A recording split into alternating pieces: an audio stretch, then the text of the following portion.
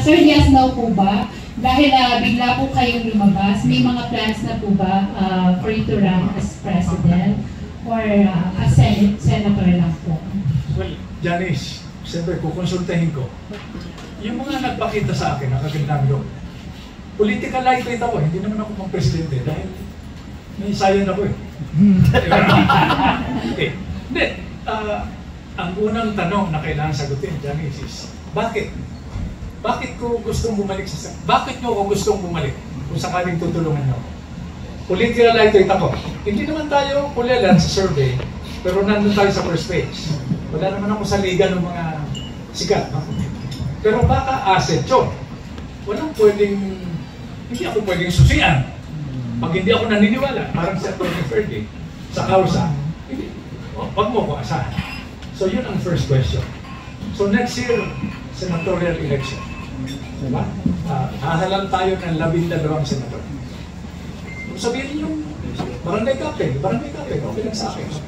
Kung sabihin niyo, huwag sabihin sa akin ngayon, na kailangan senador, magkudita-uni kayo. Hindi. Patapusin niyo ako, no? Siyempre, tatoy ko, Janice, bakit yun ang suggestion ko?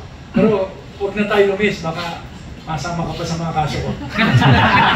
Actually, Senator Gringo, follow-up question ko nga sana po yun. Kung sa paglabas ni Cuba, ay may dapat ikakaba ang government.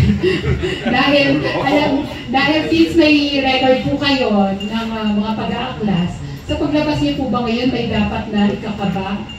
Kung, eto Denise, ang sagot ko dyan, I'll be on record. Pag mali ang ginagawa mo, ilagay ka dyan sa pwesto para serbisyohan yung taong bayan. Abay, kung tumaliwas ka sa sinumpaan mo, away tayo. Whether sa Senado ko, parang i-captain or sa labas ng sistema. Pero ayusin mo yung trabaho mo, wala kang problema sa akin. Yun ang nasagot ko. Diba? So, at saka, hindi mahirap sa akin. Dahil diba tuwing pagdidiskitan, sino ba yung mga nagpaplanong mangulo? Ako lang yung may ganun track record. Wala namang sundalo na sila ulo na itataya yung buhay niya, pamilya, yung karir. Alang-alang sa prinsipyo. At kung sasabihin hindi ka man natatapon na mabaril ka, sabi, ilang beses na ako mabaril. Kulang na ako ng daliri. Granada, triple, diba? Bomba. Nadaanan ko na yan. In fact, Janice, nandun na ako sa gate ng Malacanang bilang attacker, lumulusog, o defender. Okay? Ang imbitasyon ko lang, hindi nanggaling sa Malacanang, nanggaling sa konsyensya ko. Hindi na ako pwedeng magbago.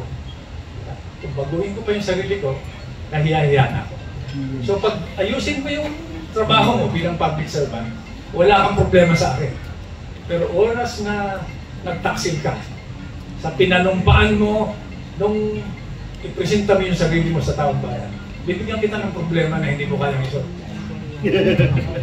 Parang may pagbabanta po yan. Hindi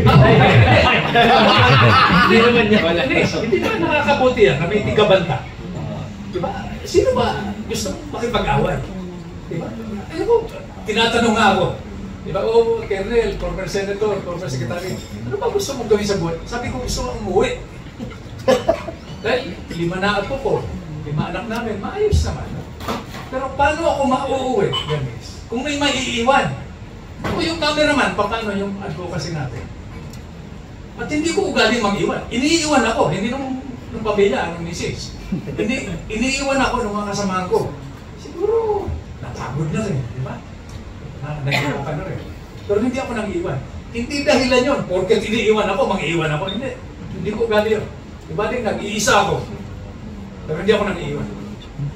Saka, yung gusto kong umuwi, how can I go home when my country is my family and my people? Paano kung iwan sila? People are my family. Hindi ko pwede iwan. Hindi, bibigay ko kay Secretary Mike, no? Pero magdududa ako kung walang magkomentaryo. Ganun ang demokrasya. Kung lahat, oo, ang tawag dyan, dictatorship.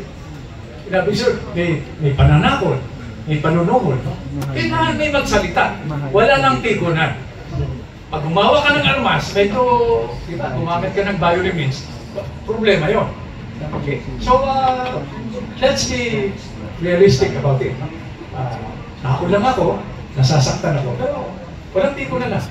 Pampatikos ka, pero siguro na nung pampatikos mo, yung makatotohanan naman, hindi yung galing sa Facebook o sa Twitter. Hindi naman tama. Dahil okay lang ako, sanay ako na binapatikos. No? Pero hindi ako sanay na nasasaktan yung mga mahal ko sa buhay. Dahil binatikos ako, wala nang paser.